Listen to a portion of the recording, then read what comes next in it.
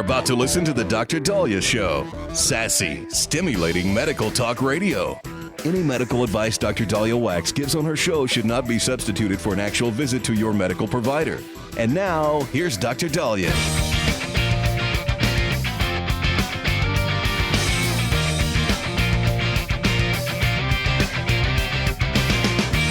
All right. We are back on the Dr. Daliah. Welcome to tuning in. 1-877 Dr. Daliah, 1-877 DOCDALI. So we are now on day 29 of the government shutdown. Even though all the Republicans have voted for the 24-page clean CR, they still need 5 more Democrats because Senator Catherine Cortez Masto of Nevada and John Fetterman, Democrats, have common sense, have been voting to reopen the government. They don't want this on their conscience, losing SNAP benefits and all the issues that people are now facing, or federal workers needing to go to food pantries to get food. It's ridiculous. And they just need 5 more Democrats to also have common sense. The longer this goes, however, nobody wants to be the one Democrat to walk over to the other side and have all cameras and eyes on them. And what do the Democrats want?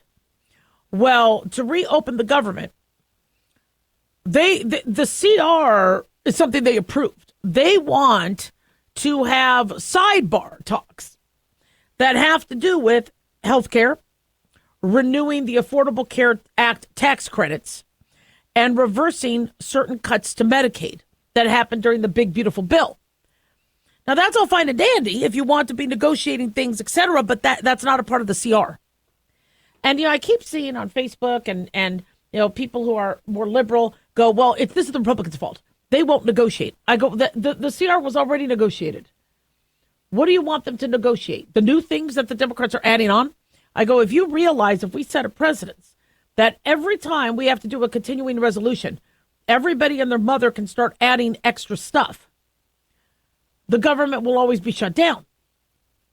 Temporarily, we've been able to, work peacefully, bipartisanly, keeping the government open because both Democrats and Republicans agreed to this 24-page CR previous times. So the Republicans, if they turn around, ending the filibuster and say, you know what, we're just going to, make it majority rules, that can hurt the GOP in the long run, because now if the Democrats get a majority next year, then they could just pass whatever they want. So the Republicans want to still maintain that filibuster. They don't want to change that. And they have a good CR. The CR works. You have something that works. It's just now the Democrats and Chuck Schumer, et cetera, they feel like we got some leverage. This helps us. The longer this goes, this helps them. The longer it goes, though, it doesn't.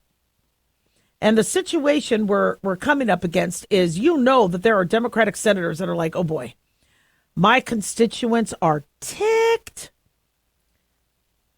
There's going to be a lapse in funding for food stamps in 3 days. Our military's not getting paid. Our air traffic controllers are not getting paid. Democrats want to say, look, guys, I need to do this. And they're afraid. The one person that decides to walk over there, now it only takes one, because then I think the other ones are like, okay, thank God they were the first. And so what the Democrats are going to have to do is the few of them that are not with the extreme saying, okay, this is ridiculous. I mean, I'm in trouble here with my constituents. They have to collectively go, look, we group of 5, look, we want to stand by our Democratic brethren. We want to, address the Obamacare subsidies, but our constituents need the government open.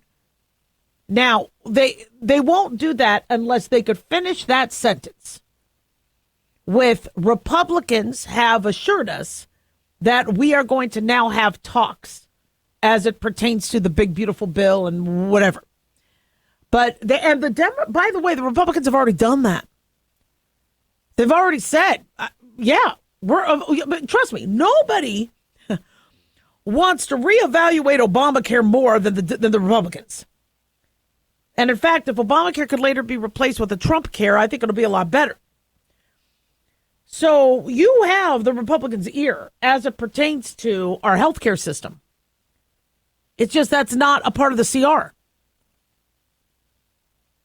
So how do you get Democrats to not fear the extremes in their party? And, I got to tell you, I really respected the Democratic Party for years. You had the Kennedy Democrats, you had the Clinton Democrats. I mean, I've never seen anything like this. This doesn't look like the Democratic Party to me. You keep seeing, hearing how the Democratic Party is gone. Now it's a more progressive, most of the Democrats I know, are very common sense, moderate, centrist. They understand that, there's issues if you have biological males in women's sports and biological males in, women's showers and locker rooms. I mean, that's not something that they really think the party needs to be advocating. Pediatric, transgender surgeries, that's not something that the average Democrat wants. But the messaging right now is, well, we got to fight the Republicans. We have to fight the Republicans. So you don't have everybody is so afraid politically. And you would think, why aren't they afraid of their voters? The voters are the ones that are supposed to be ruling the politicians and guiding the politicians. This is why Catherine Cortez Masto, she read the room. Nevadans don't want this shutdown.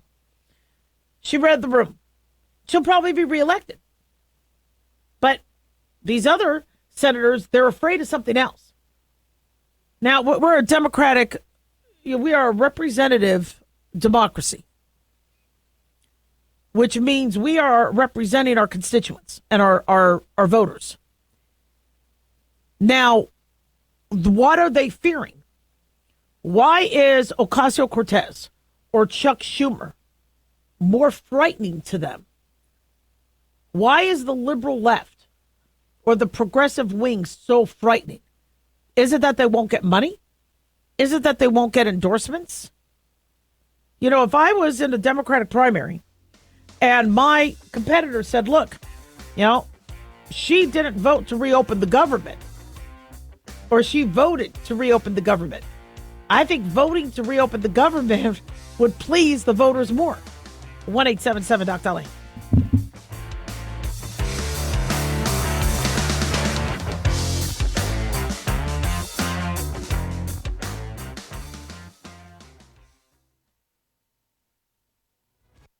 This is an urgent announcement for anyone that's $10,000 or more in debt. Before you make another minimum payment, you need to know there are special programs that can completely free you of your debt. Total Financial Freedom can help you become debt-free in months instead of years. Resolve your credit card debt, signature loans, department store cards, internet loans, and timeshares. Call Total Financial Freedom now at 800-878-6020 for a free consultation. For 16 years, Total Financial Freedom has helped thousands get out of debt. You can feel confident when calling because Total Financial Freedom is A+ rated by the Better Business Bureau. Battling for years and years, stuck in the endless cycle of minimum payments could take decades. You have the right to get your debt resolved and substantially reduce your monthly payments. Call Total Financial Freedom now at 800-878-6020.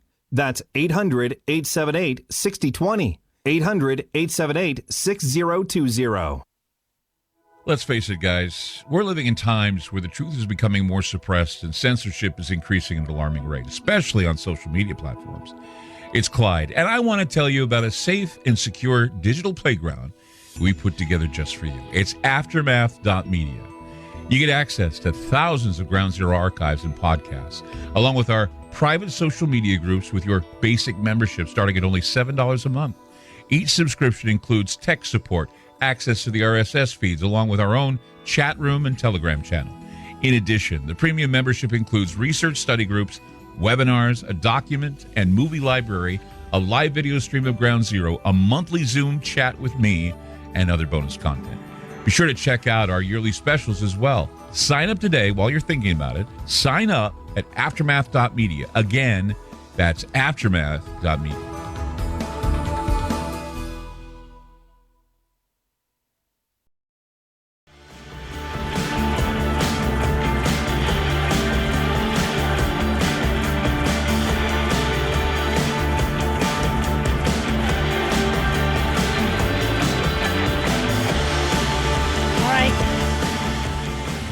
We are back on the Dr. Daliah Show. Thank you all for tuning in. 1-877 Dr. Daliah, 1-877 DOCDALI. Big thanks to Talk Media Network for making the show happen. Big thanks to Daniel, our producer. And big thanks to you all for tuning in. We really do appreciate it. Don't forget to follow us on Twitter or X at Dr. Daliah, Facebook, The Dr. Daliah Show, and on YouTube. Click like and subscribe. So when I was in training and I saw a nurse at the hospital, I was like, thank God. Nurses are the backbone of the hospital, the backbone of our medical system. And so your staff and your crew and your team made the dream. I mean, you got stuff done. And when I saw a computer, I was like, oh, I wasn't really good with tech. I didn't trust the computer. I thought the computer would make mistakes. I thought if I needed something done, I go to the human. That's changed. And it has changed so drastically that layoffs have been happening now for a while, and they're going to keep coming. And all I hear at the grocery store, at wherever I go, the waiting room, whatever. Yeah, my son can't find a job. My daughter's been looking for a job for months. They can't find a job. Can't find a job. Now, is it that they can't or they won't? I mean, I told my kids, if they ever have trouble finding jobs, you go and wait tables like I did. I loved waiting tables, and I made decent money. It was great. And it's admirable. It teaches you a lot of skills. In fact, I would wait. In fact, when Obamacare was really crushing, our practice economically, because most people had really high deductibles, insurance wasn't paying, saying, sorry, patients have to pay. Patients going to pay because of job loss and recession. I even told my husband, I'm about to wait tables again. We need money coming in. And at least I get restaurants are now using robots, and there a lot of these restaurants are pickup. You just, pick up your order and whatever. But, we're losing a lot of our attractiveness and employability as humans, and we did it to ourselves. When I hear business owners talk, and I'm like, how's it going? 99.999% of the time, they go, staff. Staff used to be a good word. Now it's staff. What's going on with the staff? Calling out, not doing their job, fighting with other workers, lawsuits, workers' comp. That's not what characterizes staff. Your staff is your team. I didn't like to call people employees. They were teammates. We're a team. And staff were good things. And when you hear people go, I'm not going to go, and I'm not going to open up my practice again. I'm not going to I can't deal with staff. That's frustrating. There's some restaurants I've been going to where you just walk up to the counter and do your order. This way they could have fewer staff. Companies have had to now evolve with the new people want to work from home landscape, or not want to go back to work, or people need stress days, or and employers are like, how do I function? Because if you remember post-pandemic, you would see restaurants say, sorry, closed, short staff. And then you would see memes going, well, then hire taller people. but stupid jokes, but places would just close. Sorry, no staff today. So I can't operate. Well, then what does that business do? Either that business closes up and dies, or they got to find ways to be open without staff. Whole bunch of layoffs are coming, we're being told. According to Newsweek, Amazon announced this week they're going to be cutting 14,000 positions. Target last week told its workforce they're going to lay off about 1,000 employees and eliminate 800 open positions. Charter, telecom giant Charter Communications, laying off 1,200 U.S. employees. Novo Nordisk, who makes Ozempic. Now, Ozempic, everybody and their mother has been, you would think Novo Nordisk is making bank. They're going to be cutting 9,000 positions. Why? It's going to save money. They said 5,000 of the cuts will be in Denmark, but they're also going to lay off people in U.S. plants as well. Skydance, CBS parent company, is going to cut about 1,000 jobs.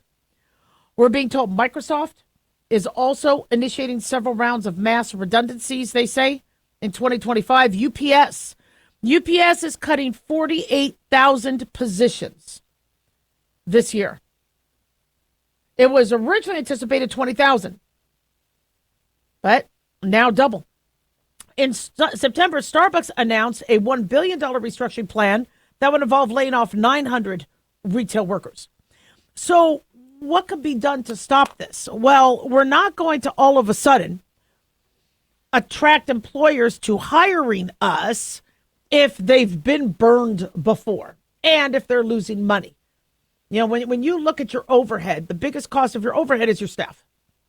And in the last decade or two, things have changed in terms of paying employees more. Biden said, pay them more. Remember, he whispered, pay them more to get them back to work. Well, what happens when you tell McDonald's to pay their employees more? Now you have $10 breakfast meals. They're losing customers.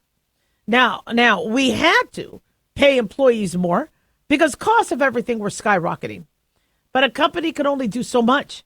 Can you find a $6 haircut anymore? No, not that a $6 haircut would be a good haircut.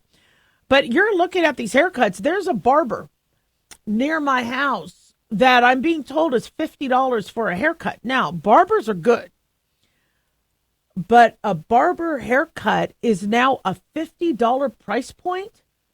Supercuts, a nearly $30 price point. That's not cutting it. Well, why? Because it costs money to run a business. Staff. Now, you can't cut your rent. Rent is rent. You can't cut all the insurances and all the BS. But you can hire and fire staff. And if there is a way where you could replace staff, like a lot of people say, well, go on the app, order on the app. They're like, why do they keep pushing the app? Is it because of the ads? Well, also because then they can hire less. If you go up to McDonald's and you don't have to go up to a counter and you just use your app, that just eliminates your 2 or 3 people in the front. It saves them money. And so we did this to ourselves. And with automation and with AI, these companies are like, we could do things much more efficiently.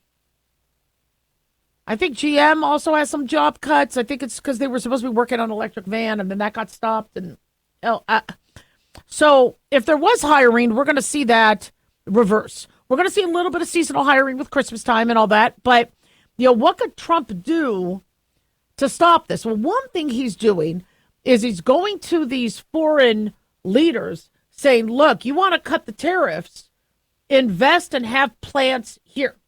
Why are we buying pharmaceuticals in other countries? If you have them here, that's going to hire Americans. So he's trying to bring more industry so there will be more jobs. The problem is if many of these companies do not want humans, can't convince them to hire humans. I was very, very lucky with staff, but when I had one person pretend to be Dr. Daliah, steal flu shots and steal syringes, and she didn't steal enough syringes when I counted, and she pretended to be me selling flu shots in some remote area of town. Luckily the police got her before I had to fire her. Because it would not have been a nice firing, and who knows what she could have done. Those are things that make people rethink. Oh, then maybe I'm not going to have flu shots. Maybe I'm not going to. Staff, time and time again, have sadly been some of the reasons why employers don't do things anymore. There were a lot of doctors that stopped taking Medicare, and when I asked them why, they were like, because my biller is screwing up, and then I could be in trouble for fraud. So if I don't take Medicare, I don't get in trouble for Medicare fraud if my biller screws up. You know how scary that is? I mean, there are bad actors out there doing Medicare fraud. But a lot of doctors are so afraid of getting audited and in trouble with Medicare, and they can't trust their staff to do the right job, that they're like, well, then I'm not taking Medicare. That's where we're going with this. And companies want to save money. They are, and everybody's job is at stake, doctors especially, because your customers want it. When customers are like, look, I could go on my Amazon bot and get a refund, whereas a human's like, do I really have to give you a refund? They prefer that. They prefer a doctor that'll say yes to whatever they want, antibiotics, Viagra, pain medicines. They don't want a doctor saying, but wait a second, this might not be what you need. So this job loss is going to keep coming. It's going to be bad. 1-877 Doc Daliah. At Hot Shot Secret, we share the science behind common diesel problems and their solutions. For example, Diesel fuel cetane levels. in many states, the cetane rating in diesel fuel is 42 to 45. Most diesel engines operate more efficiently with a cetane rating of 48 to 50. One treatment of Hot Shot Secret Diesel Extreme will raise your cetane 7 points, increase fuel economy, and improve cold starts. Due to a cleaner burn, there are less hydrocarbons and particulate matter in your exhaust. This reduces the blockage of your diesel particulate filter. Using Diesel Extreme generates 83% less DPF regeneration. The 6-in-1 Diesel Extreme formula also includes the most concentrated detergent on the market, lubricity enhancer, water demulsifier, rust and corrosion inhibitors, and a fuel stabilizer. Hot Shot Secret Diesel Extreme is available nationwide at truck stops, fine farm and auto stores, and online at hotshotsecret.com. Hot Shot Secret. Powered by science.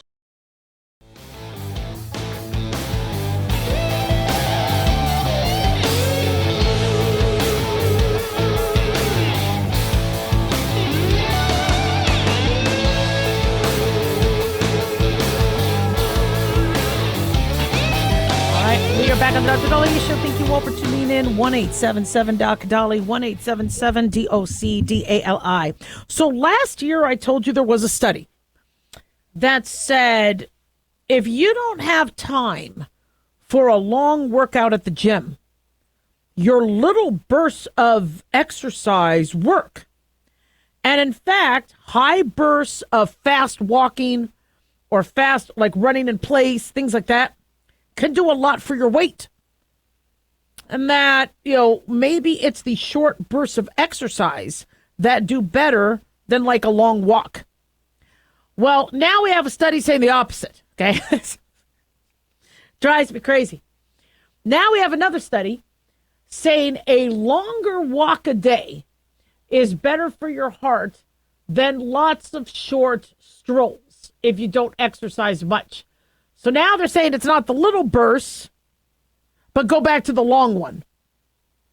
But 15 minutes isn't long. I'm telling you, 15 minutes isn't bad. Now, this is in research published in the Annals of Internal Medicine. They said walking for at least 15 minutes without stopping is ideal. That's about 1,500 steps in a row, which gives your heart a good workout. Now, a lot of people go by steps. And we talked about this. The number, well, I have to do 10,000 steps a day. That I don't mind you using that number, but that number came from a Japanese pedometer company back in the 60s.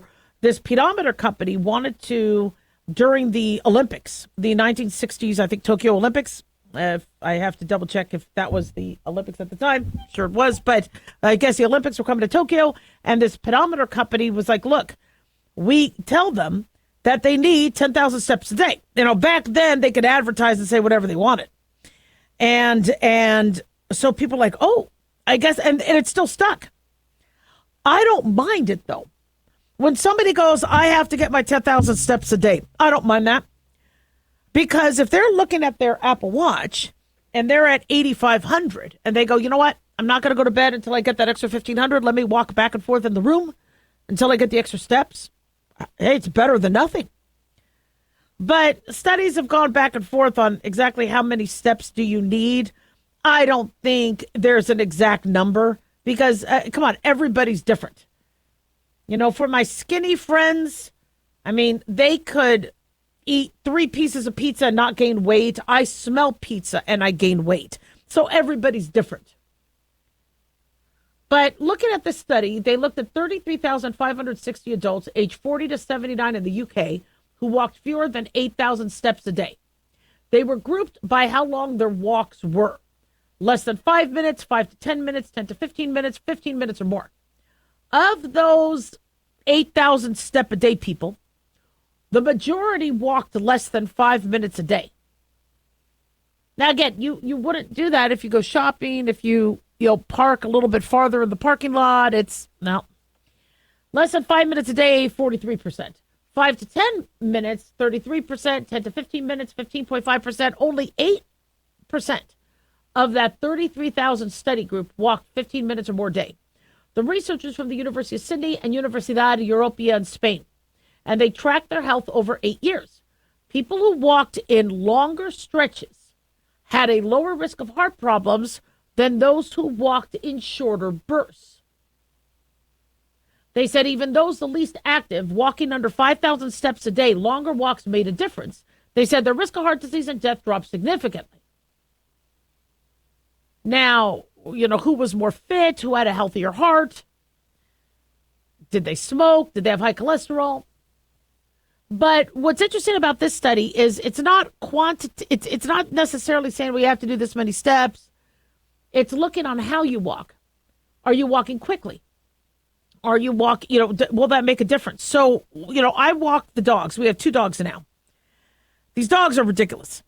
I mean, when, they get in each other's way, they try to chase little kids. They're friendly dogs, but there's a little kid and it's like, oh, they just have to stop everything. Or there's another dog, they have to stop everything to sniff that other dog's butt. And so I start running. And I used to run. I used to be a runner. Now that my knees are shot, I don't run like I used to. But when I walk the dog, it's not a very casual stroll, unless, of course, they're peeing every 2 minutes. But when they get going, it's a fast-paced walk. And it helps keep me in shape. Not to mention I also do cycle, I do treadmill, I do other things as well. But that's why, what they say, people who have pets sometimes do better. Well, yeah, if you're walking them like you're supposed to, you're getting some good you're definitely getting, some good activity in. But when you see these studies, I know it gets frustrating because you're like, well, wait a second here. I'm doing it wrong. And if I'm not going to do it right, then I don't want to do it at all. No, the take-home message with any of this is do what you can. Let's say you're tired and you feel like you could fall asleep and your watch only says you did 6,000 steps. Fine, just do a few more steps than tomorrow. But if you think you're able to fall asleep and get a good night's sleep, that helps your metabolism too. But if you're like, well, now I have to exercise and then I can't sleep, then I got to take a sleeping pill. No, I don't want that. But make sure that you schedule exercise time. And it doesn't always have to be going to the gym. I think going to the gym is fantastic. I love going to the gym. I have a great gym in my housing complex and it's great. But, sometimes I can't always go there. Sometimes, if I don't really feel, and some of the Golden Knights come and work out in my gym or Coach Cassidy, and I'm like, oh gosh, I don't want them to see me, without hair and makeup. I don't go, but then I exercise at home. I'll put music on and dance to the music. I'll watch football. Got a lot of college football on. There's college football every night. So every commercial or timeout, I have to get up, walk back and forth in the house or do some weights, and then game's back on. Same thing with TV shows and commercials. Every time there's an ad break, you got to stop, you got to exercise and move. Don't go and get food, but do some exercise. And there's lots of ways to incorporate those extra steps. When I do laundry, rather than trying to hold the whole thing of laundry in the basket, I'll go back and forth to the rooms with each piece. And before you know it, you have extra steps. There's lots of different ways you could do things. And you have fun with it. I think dancing, putting on one of your favorite songs and dancing and shaking your butt, I think is great. It's still active activity. I tried to park at the end of the parking lot. That's not something I advocate for, to many women because, oftentimes we're approached in parking lots and I just don't want, there to be any assaults. And I get, you want to get into your car and get the hell home.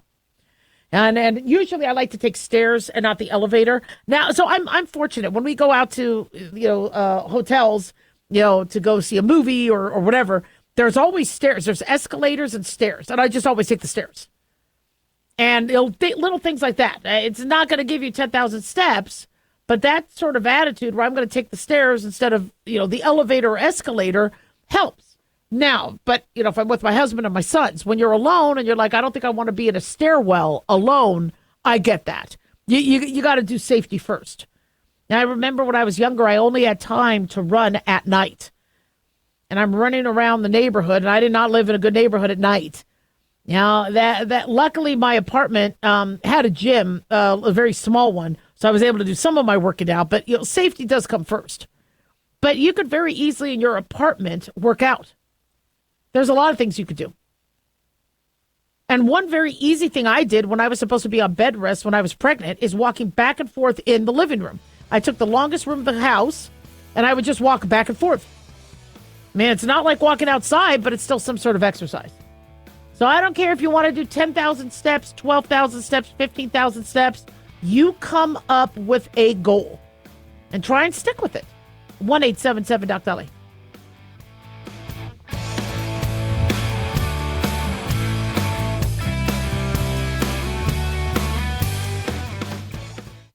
Carl Amari here to tell you about our newest website for old-time radio lovers. It's 100radioshows.com. At this site, there are 5 old-time radio shows waiting for you to download free as our gift to you, and be sure to browse the additional 700 old-time radio shows available to you for 70% off by using the promo code RADIO at checkout. This is a limited-time offer, so log on to 100radioshows.com. That's 100radioshows.com. Have you ever thought you'd like to buy and sell houses but didn't know how or where to get the money? My name is Ron LeGrand, and over the past 40 years, I've bought over 3,000 houses without using my money or credit and taught thousands to do the same. Today, even in a virtual environment, we buy nice houses in nice neighborhoods using no banks, realtors, contractors, or other costly entanglements, and build huge cash flow and wealth without the hassle of tenants, all without credit and little or no money. You don't need a license or experience, and I'll show you exactly how it's done. Text FREE to 99799, and I'll send you my free training. I promise you I'll change the way you think about real estate and open the door to a new lifestyle that doesn't involve risk or rehabs and can quickly replace your current income. Text FREE to 99799, and let me show you how to take your life back and build cash flow and wealth from your home. That's FREE to 99799. Again, FREE to 99799. Hi guys, Dr. Daliah here. Addictions can sneak up on us and come in many forms, whether it's drugs, alcohol, sex, video games, porn, or something less obvious such as food, internet, or shopping. Addiction can seem innocent at first and then evolve into an insurmountable evil. In our book, Addiction Basics, Caitlin Kalikas and I dive into the common addictions and provide tips for identifying and preventing these before they sneak in and take over our lives. Addiction Basics can be found on Amazon or my website, drdaliah.com. Check it out.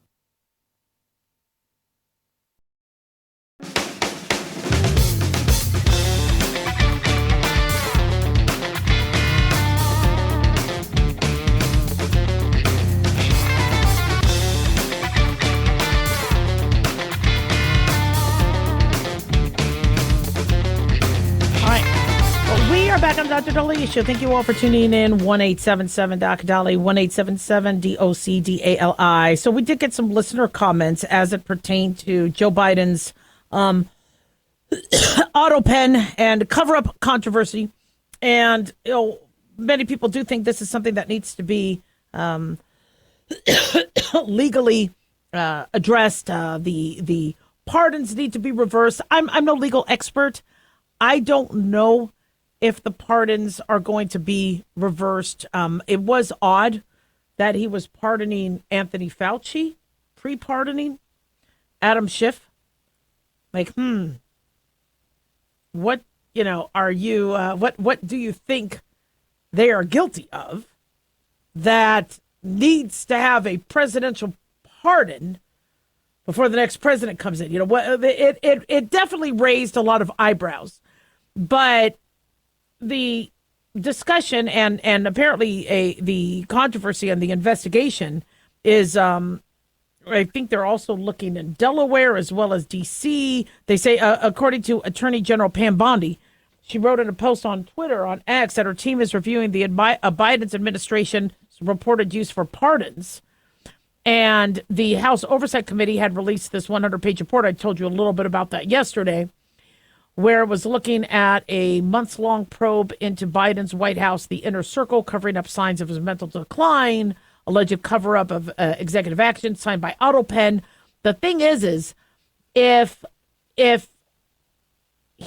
they ask him, did you approve this? And he says yes, then the pardons stay. Biden would have to say, no, I was never aware. This was done without my knowledge, which opens up a whole new set of issues. What did Biden do in the presidency? I mean, we were wondering, was the Afghanistan pullout really, was he cognizant of what that was? I mean, who was making these ridiculous decisions? Either these ridiculous decisions were Biden's, which means he wasn't fit for office, or if he wasn't making the decisions, again, then he's not fit for office. You're the commander in chief.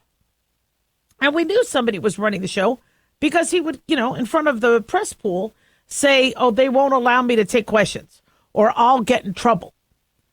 Get in trouble by whom? You are the commander in chief.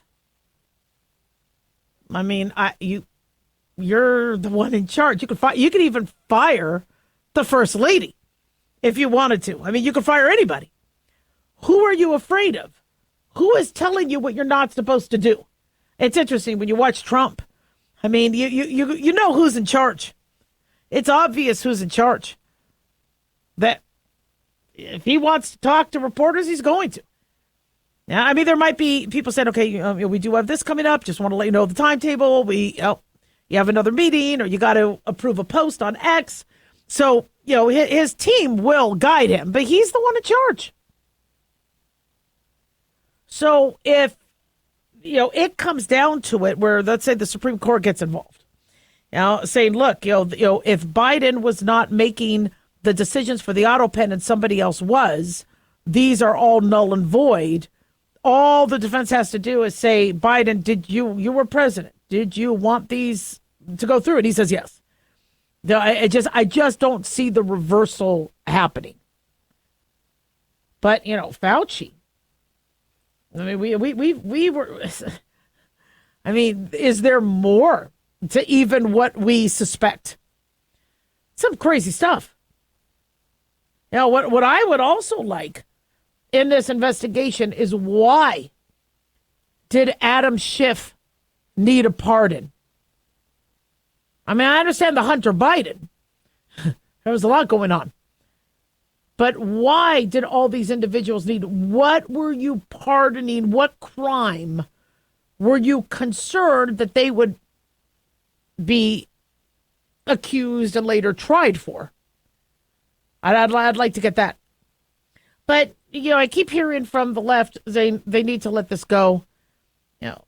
Biden is an old man. He's not in office anymore. He's dealing with cancer. Let it go. You can't, though. I do disagree with that. I understand, let the man go through his cancer treatment in peace. But in his defense, how did somebody screw up his medical diagnosis? How did he have one of the worst doctors on the planet? Either Kevin O'Connor, his doctor, was the most inept, I mean, negligent, committing gross malpractice doctor, or he did his job and the administration wouldn't let him. And then if that's the case, if Biden wasn't in the know and there was somebody else telling his doctor, no, don't do the MRI scan. Don't do the mental status testing. Don't do that. Well, then they need to be criminally charged. That's elder abuse. That's neglect. I'd really like to know if the state medical board where Dr. O'Connor is licensed is did anybody complain? Did anybody look to see what exactly happened? He pled the fifth to Congress. But the medical board, that's a whole different ball of wax. When the medical board reviews you, they subpoena medical records on patients. You do have a hearing. Now, you can bring an attorney, and you can not speak. But then the medical board has to decide if you're fit to practice medicine. I think this could pretty easily be solved by getting the medical board involved. But if the medical board, where he's licensed, doesn't want, to be a part of that, there's a way. Medical boards are supposed to take every complaint seriously. And they're supposed to treat all complaints with the same amount of focus.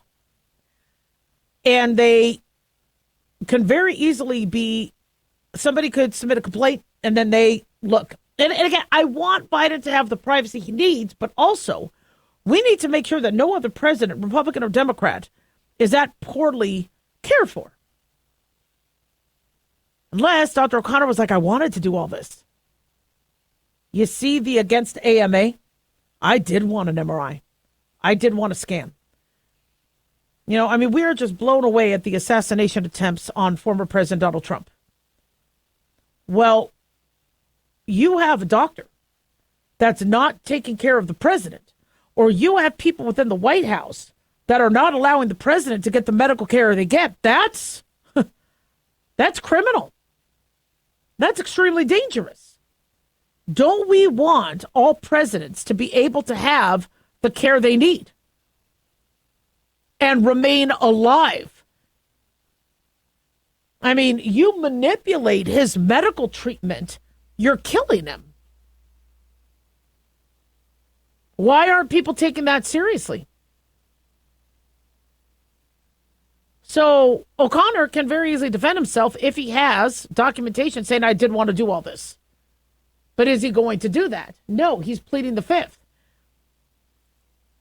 Meaning, did he want to keep the cush job and not tick off the president and go, you know what, if the president doesn't want me to do this. See, if I was the president's doctor, knowing what I know about liability and what I know about pathology, I would be, look, these are the things we recommend.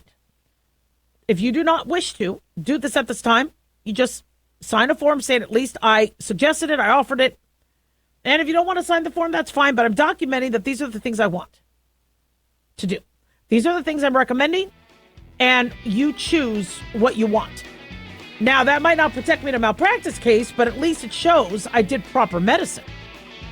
1-877-DOC-DALIAH. Don't go away.